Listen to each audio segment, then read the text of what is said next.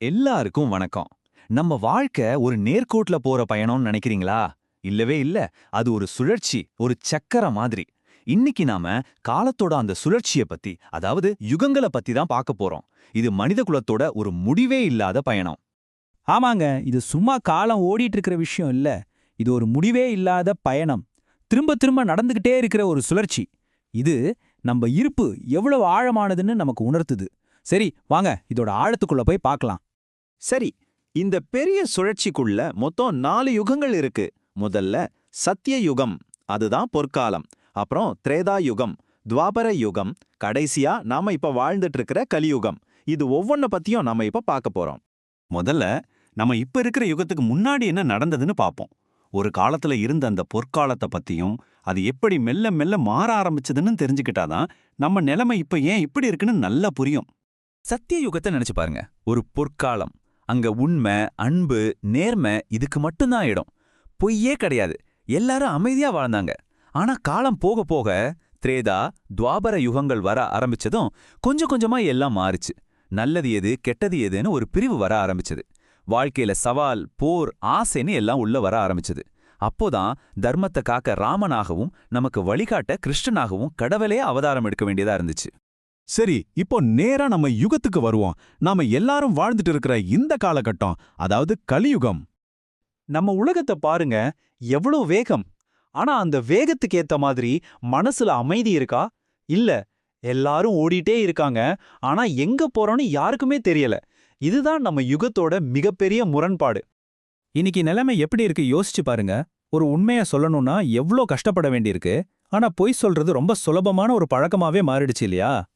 நம்மளோட மதிப்புகள் எப்படி குறைஞ்சு போச்சுன்னு கொஞ்சம் யோசிப்போமா? நேர்மையா இருந்தா அவன் ஒரு பலவீனமானவன்னு சொல்றாங்க. தப்பு பண்றது ஒரு பெரிய விஷயமாவே தெரியல. உறவுகளெல்லாம் அன்பால இல்ல, கணக்குகளால நடக்குது. அன்பு குறைஞ்சு போய் ஆசைகள் மட்டும் வளர்ந்துகிட்டே போகுது. இன்னும் கொஞ்சம் ஆழமா போனா, இந்த நவீன வாழ்க்கை நமக்கு கொடுக்கற அழுத்தங்களை பாருங்க. பணம்ங்கிறது ஒரு தேவையா இல்லாம நம்ம அடையாளமாவே மாறிடுச்சு. ஒருத்தரோட மதிப்பு அவரோட குணத்துல இல்ல, அவங்க வச்சிருக்கிற பொருட்கள்ல இருக்கு. யாருக்குமே தன்னை பத்தி யோசிக்க நேரமே இல்ல. ஓட்டம்தான் வாழ்க்கை. ஒரு காலத்துல நமக்கு நண்பனா இருந்த இயற்கை இன்னைக்கு நாம சுரண்டுகிற ஒரு பொருளா மாறிடுச்சு. மொத்தத்துல பார்த்தா நம்ம யுகத்தோட நிலைமை இதுதான். வெளியில ஒரே சத்தம், ஆனா மனசுக்குள்ள ஒரே குழப்பம். இந்த இரைச்சல்லையும் குழப்பத்திலையும் நாம நம்மளையே கொஞ்சம் கொஞ்சமா தொலைச்சுட்டு இருக்கோம். சரி, இவ்ளோ நேரம் பிரச்சனைகளை பத்தி பேசிட்டோம். அப்போ இதுக்கு தீர்வே இல்லையா? இந்த இருட்டுக்குள்ள ஒரு சின்ன வெளிச்சம் கூட இல்லையா?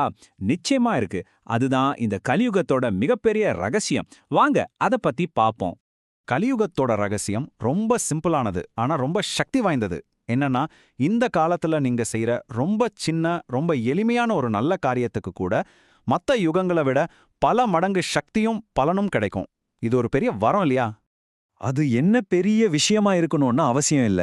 மத்தவங்கள்ட்ட பேசுற ஒரு அன்பான வார்த்தை, யாருக்காவது செய்யற ஒரு சின்ன உதவி, இல்லன்னா மனசார செய்யற ஒரு உண்மையான பிரார்த்தனை. இந்த மூணுமே இந்த யுகத்துல ரொம்ப ரொம்ப சக்தி வாய்ந்தது. சரி, நாம இப்போ முடிவுக்கு வரோம். அப்போ இந்த யுகத்துல வாழ்றதோட உண்மையான நோக்கம் என்ன? உண்மையான வெற்றி எதுல இருக்கு? அத பத்தி இப்போ பார்க்கலாம். முதல்ல நாம புரிஞ்சிக்க வேண்டியது இதுதான். கலியுகம்ங்கிறது நமக்கு கிடைச்ச ஒரு தண்டனை கிடையாது. இது ஒரு பரீட்சை, ஒரு டெஸ்ட்.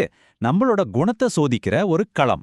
அந்த டெஸ்ட்ல கேட்கப்படுற ஒரே கேள்வி இதுதான். சுத்தி இருக்கிற உலகம் எப்படி வேணா இருந்துட்டு போட்டோம், உங்களால ஒரு நல்ல மனுஷனா இருக்க முடியுமா? இந்த கேள்வியை நாம ஒவ்வொருத்தரும் நமக்குள்ள கேட்டுக்கணும்.